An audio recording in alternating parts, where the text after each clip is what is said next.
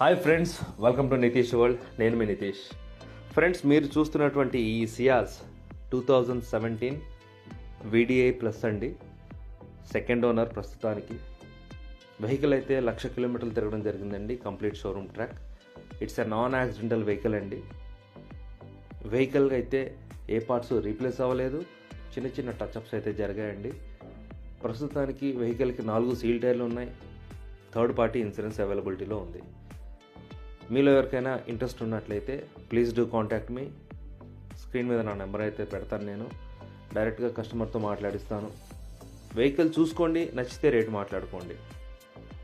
ప్రస్తుతానికి కస్టమర్ ఈ వెహికల్కి కోట్ చేస్తున్నటువంటి ప్రైస్ 6,50,000 అండి.